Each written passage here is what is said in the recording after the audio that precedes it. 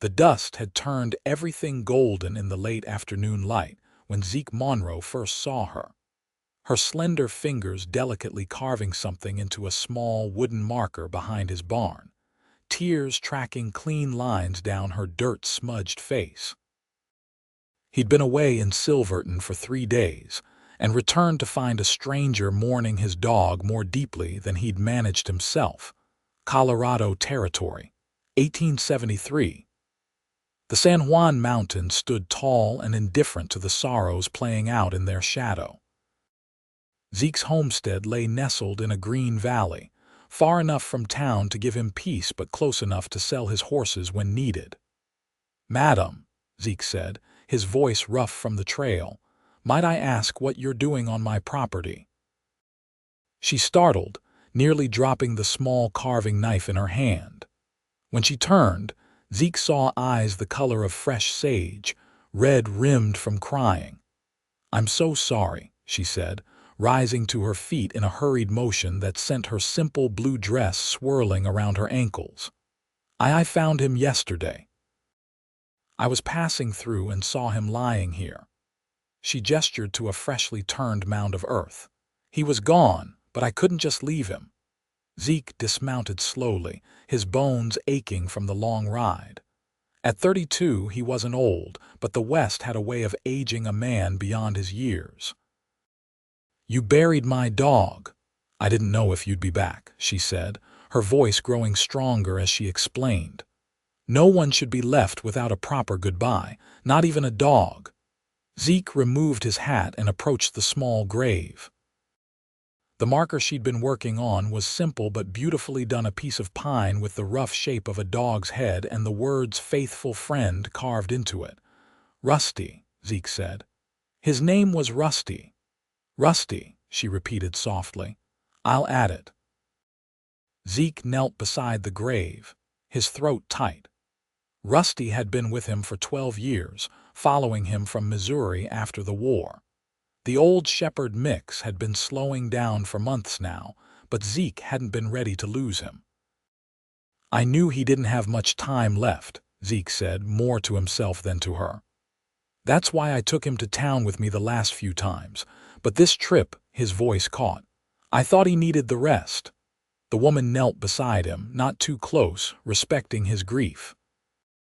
"He was waiting for you by the fence when I found him, like he was keeping watch." Something broke loose in Zeke's chest. A sob escaped before he could catch it, and he covered his face with his hand, embarrassed to be crying in front of a stranger. "I'm Juniper," she said quietly. "Juniper Zachariah." "Zeke Monroe," he managed, collecting himself. "I'd say it's nice to meet you, Miss Zachariah, but circumstances being what they are." A ghost of a smile touched her lips. "I understand." Standing, Zeke looked toward his cabin, aware suddenly of his responsibilities as a host. "You're welcome to stay for supper. Least I can do for someone who gave Rusty a proper burial." Juniper hesitated, glancing at the road. "I should be moving on. I've got people waiting for me in Durango." "Nightfall's coming. These mountains aren't safe after dark, especially for a woman alone." She bristled slightly at that. "I've managed so far." "I'm sure you have," Zeke said, noticing for the first time the small revolver tucked into the pocket of her dress. "But there's food and a roof here. You can head out at first light." After a moment's consideration, she nodded. "Thank you, Mr. Monroe." "Zeke," he corrected, picking up his saddle bags. "Just Zeke."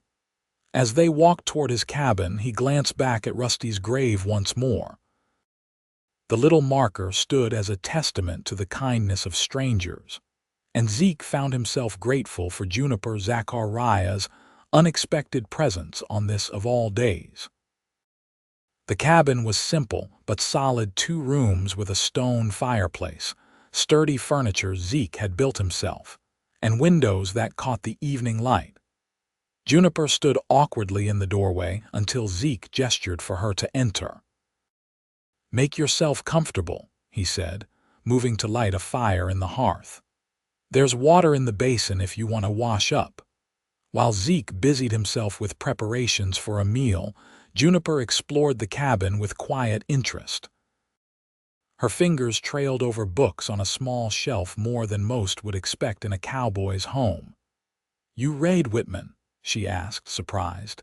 Zeke glanced up from where he was cutting salted pork. "Used to read it to Rusty. Don't think he much cared for the poetry, but he liked the sound of my voice." Juniper smiled, a real smile this time. "My father was the same way, said books were for women and children, but he'd listen to me read for hours." "Was?" Zeke asked gently. Her face closed slightly. "Died 3 years ago, influenza. I'm sorry." She shrugged, the motion too casual to be genuine. "That's life out here, isn't it? People come and go." "Animals too," Zeke said, thinking of Rusty. They ate a simple supper of fried pork, beans, and biscuits Zeke had brought back from town. To his surprise, conversation came easily. Juniper told him she was heading to Durango to stay with her cousin and her husband. "They've been after me to come ever since Pa died," she explained. "Charlotte says a woman shouldn't be alone." "And what do you say?" Zeke asked. Juniper's eyes met his over the rim of her coffee cup. "I say I've been alone 3 years and managed just fine. But winter's coming, and the cabin I've been living in won't hold against another Colorado winter." "Where have you been staying?" "North of here. Small place near Ouray. Pa and I worked a claim there, but it played out last year." Zeke raised an eyebrow. "You were mining. Is that so hard to believe?" she challenged. "No," he said truthfully. "Just unexpected. Most women I've known wouldn't take to that life." "I'm not most women, Mr. Monroe," he smiled. "I gathered that when I found you carving a headstone for a dog you never knew." Later, Zeke made up a pallet for himself near the fireplace, insisting Juniper take the bed. She protested but eventually relented, clearly exhausted from her travels. As darkness fell completely outside, Zeke found himself unable to sleep. Thoughts of Rusty mingling with curiosity about the woman sleeping in the next room. Morning arrived with pale light and the sound of coffee being made. Zeke opened his eyes to find Juniper already up, her hair the color of wheat honey pulled back in a simple braid. "Hope you don't mind," she said, nodding to the coffee pot. "Seemed the least I could do." "Not at all." Zeke sat up, acutely aware that he hadn't shared his home with anyone in years, let alone a woman. The domesticity of the scene felt both strange and somehow right. After a breakfast of leftover biscuits, Juniper prepared to leave. Zeke found himself reluctant to see her go but knew he had no right to ask her to stay. She had her own journey, her own people waiting. "Before you go," he said, "I'd like to finish Rusty's marker." Together they returned to the small grave. Juniper handed Zeke the carving knife, and he carefully etched Rusty above the words she had carved. Then, on impulse, he added, 1861–1873. 12 years is a good long life for a dog, Juniper said softly. "Best friend I ever had," Zeke admitted. "Saved my life once when a rattler got too close while I was sleeping out by the creek." Juniper smiled. "I'd like to hear that story. You said you need to get to Durango." She looked at the sky, then back at him. "Maybe I could stay one more day, if the offer stands." That one day stretched into 2, then 3. Juniper helped Zeke with chores around the homestead, showing a knack for handling the horses that impressed him. In the evenings they sat by the fire, sharing stories. Zeke told her about fighting for the Union, about returning to find his family farm taken, about heading west with nothing but Rusty and a stubborn will to live. Juniper spoke of growing up with a father who taught her everything he would have taught a son: how to shoot, hunt, and work a claim. "Never did teach me to cook proper, though," she admitted with a laugh. "Said that was the one thing I'd need to learn from a woman, and there weren't any around." On the 4th morning, Zeke woke to find Juniper standing on the porch staring at the mountains. He joined her, coffee cups in hand. "I should go," she said, accepting the cup. "Charlotte will be worried." "I could ride with you to Durango," Zeke offered. "These trails can be tricky this time of year." Juniper turned to him, studying his face. "Why would you do that?" Zeke considered his words carefully. "Because I'd like to make sure you get there safely, and because I've enjoyed your company more than I expected to." "More than Rusty's," she teased gently. "Different," Zeke said honestly, "but good different." They set out the next morning, Juniper riding a gentle mare Zeke had been training to sell. The journey to Durango would take 2 days, camping one night along the way. As they rode, Zeke found himself pointing out landmarks, telling stories about his years in the territory. "That ridge there," he said, gesturing to a rocky outcropping, "had a mountain lion that terrorized my livestock for a full season before I finally tracked her to her den." "Did you kill her?" Juniper asked. Zeke shook his head. "Found she had cubs, couldn't bring myself to do it. Built better fencing instead." Juniper smiled at that. "My father would have said you were soft-hearted. Your father would have been right." They made camp as the sun began to set, in a protected hollow near a small stream. Zeke built a fire while Juniper arranged their bedrolls on opposite sides of it. The night air grew cold quickly and they sat close to the flames, sharing a meal of jerky and hardtack. "Tell me about Charlotte," Zeke said. "Your cousin." Juniper's expression grew thoughtful. "She's my mother's sister's girl. We weren't close growing up. She was always proper, always doing what was expected. Married young to a store owner, has 3 children now. And she wants the same for you." "She wants me settled," Juniper said, poking at the fire with a stick. "Safe. She doesn't understand why I stayed with Pa at the claim so long." "And why did you?" Zeke asked. Juniper was quiet for a long moment. "Freedom, I suppose. Out there, I wasn't just some man's wife or daughter. I was a partner. I made decisions. I worked the land same as him." She looked up at Zeke. "But now he's gone and I'm not sure where I fit anymore." Zeke nodded, understanding all too well. "After the war I felt the same. Like the world had moved on without me and I couldn't find my place in it. And have you found your place?" "Getting closer," Zeke said, meeting her eyes across the fire. They slept under a canopy of stars, the night peaceful except for the occasional cry of a coyote in the distance. Zeke lay awake long after Juniper's breathing had steadied into sleep, thinking about the unexpected turn his life had taken in just a few days. Morning brought frost on the ground and a new hesitancy between them, as if both recognized that their time together was drawing to a close. They spoke little as they broke camp and continued toward Durango. The town appeared in the valley below them around midday, larger than when Zeke had last visited, with new buildings springing up along the main street. He felt Juniper tense beside him. "We don't have to go down right away," he offered. She gave him a grateful look. "Just need a moment. It's been a long time since I've been around so many people." They dismounted at a lookout point, letting the horses graze while they shared the last of their provisions. "Charlotte's house is the white one, near the church," Juniper said, pointing. "Daniel, her husband, has the general store on the corner." Zeke nodded, trying to imagine Juniper living in that tidy house, helping in the store, conforming to the expectations of town life. The image didn't fit the woman he'd come to know. "You don't have to stay," he said suddenly. Juniper looked at him sharply. "What, if it's not what you want? You could."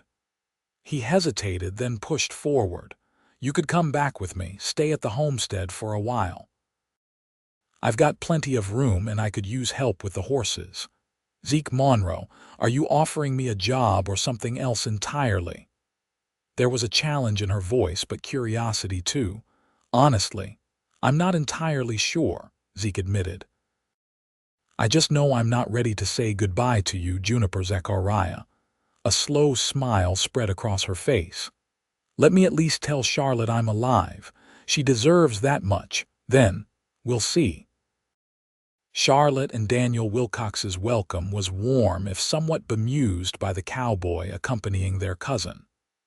Their home was exactly as Juniper had described: neat, comfortable, filled with the chaos of 3 young children and the trappings of respectable town life. "You must stay for dinner, Mr. Monroe," Charlotte insisted after introductions were made. Daniel set another place. Over a meal of roast chicken and vegetables finer fare than Zeke had eaten in months, he watched Juniper interact with her family. She was different here, more reserved, choosing her words carefully. Charlotte dominated the conversation, filling Juniper in on town gossip and making not-so-subtle comments about eligible men in Durango. "Pastor Williams's son returned from Denver last month," she said meaningfully. "He's taken over the law practice from his father, and he's looking to settle down. Very respectable." Juniper nodded politely but said nothing, her eyes occasionally meeting Zeke's across the table. Later, as Zeke prepared to leave for the hotel, Juniper walked him to the door. "Will you come back tomorrow?" she asked quietly. "If you'd like me to." "I would." She glanced back to make sure they weren't overheard. "Charlotte's already planning my future here. I need to think." Zeke nodded, understanding the weight of her decision. "I'll be here." He returned the next morning to find Juniper sitting on the porch steps, a letter in her hand.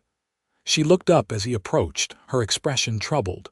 "Morning," Zeke said, taking a seat beside her. "Everything all right? Charlotte means well," Juniper said, folding the letter. "She's already written to Pastor Williams's son, suggesting we meet for tea." She sighed heavily. "One day in town, and I'm already being maneuvered into the life she thinks I should have." "What life do you think you should have?" Zeke asked. Juniper looked at him directly. "One where I can breathe, where I don't have to pretend to be something I'm not. Like at the claim with your father." "Yes, but that's gone now." She stood abruptly. "Will you show me around town? I'd like to see how it's changed." They spent the day wandering Durango streets, Juniper reacquainting herself with a place she'd visited only occasionally as a child. Zeke watched her take it all in: the new brick buildings replacing wooden structures, the railway station under construction, the mix of settlers, miners, and Ute Indians going about their business. "It's growing fast," Juniper observed as they passed a construction site for what would become a hotel. "Soon it'll be as big as Denver." "That's what they're hoping," Zeke agreed. "Silver's bringing people in by the hundreds." They stopped for lunch at a small cafe where Juniper asked Zeke about his horses. "I've got 8 right now," he explained. "Breed them for stamina and temperament, sell mostly to ranchers and the occasional cavalry scout. Good business, good enough. Land's paid for, I manage."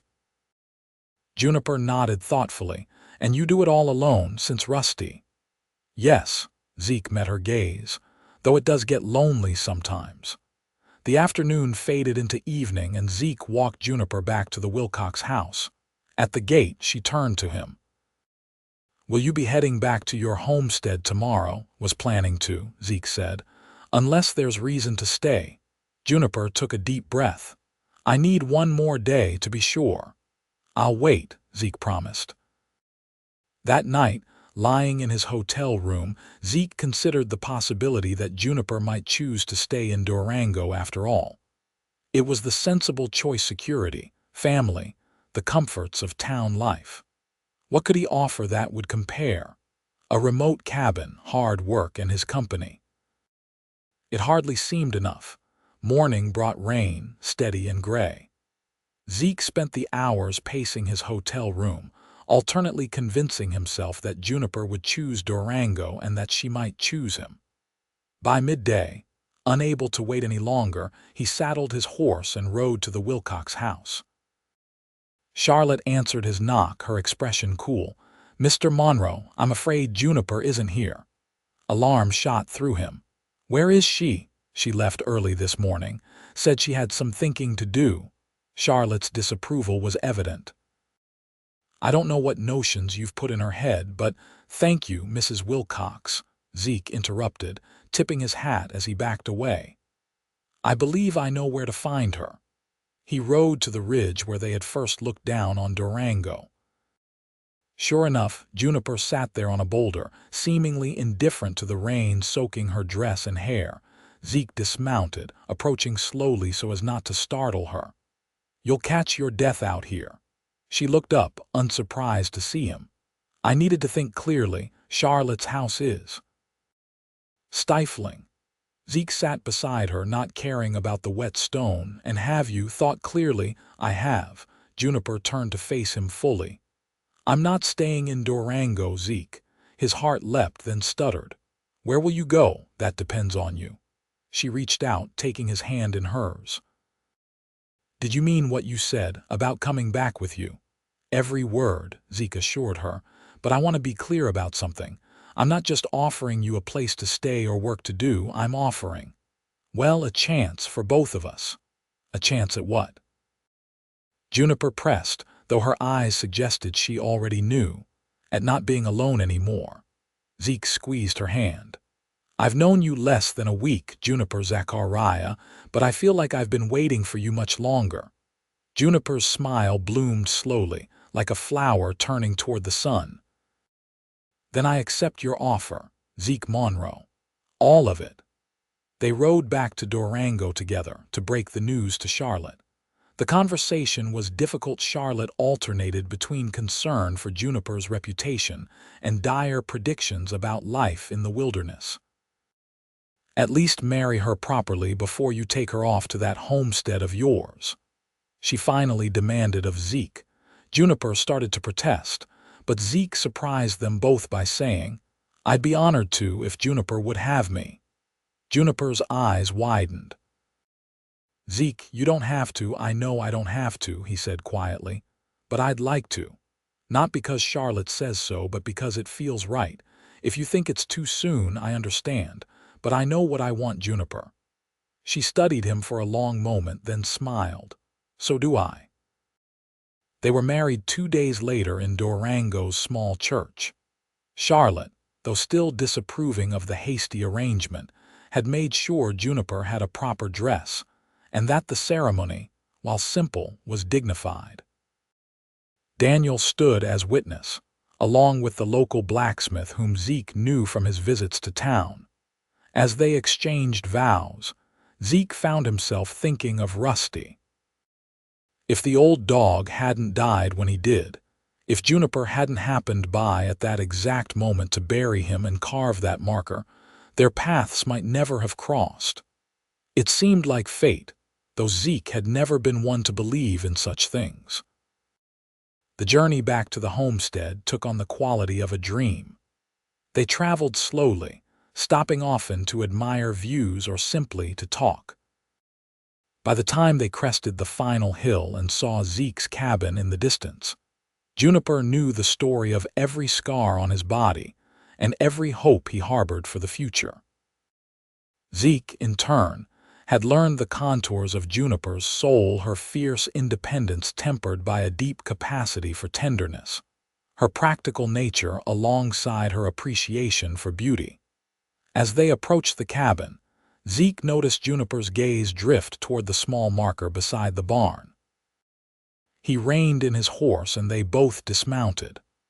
"I never thought I'd be grateful for the passing of a dog," Juniper said softly as they stood before Rusty's grave. "But if he hadn't died when he did, we might never have met," Zeke finished.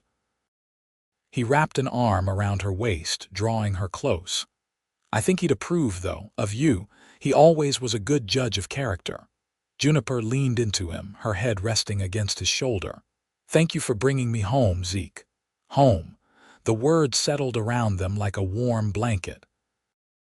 Zeke realized that, for the first time since the war, he truly felt at home himself. Life on the homestead settled into a rhythm different from what Zeke had known before. Juniper brought energy and ideas, expanding the garden, suggesting improvements to the cabin, helping train the horses with a natural talent that impressed even Zeke. In the evenings, they would sit on the porch, watching the stars emerge while sharing stories they hadn't yet told each other. Winter came, bringing snow that blanketed the valley in pristine white. The cabin that had seemed so empty to Zeke for so long now felt like the coziest place on earth, with Juniper reading aloud by the fire while he worked on leathercraft. Spring arrived with new foals in the paddock and the promise of fresh beginnings. On the anniversary of the day they'd met, Zeke took Juniper to Rusty's grave, where the marker she'd carved still stood, weathered but strong. "I have something for you," he said, pulling a small wooden carving from his pocket. It was a tiny replica of Rusty, detailed and lovingly crafted. Juniper's eyes filled with tears as she accepted it. "It's beautiful, Zeke.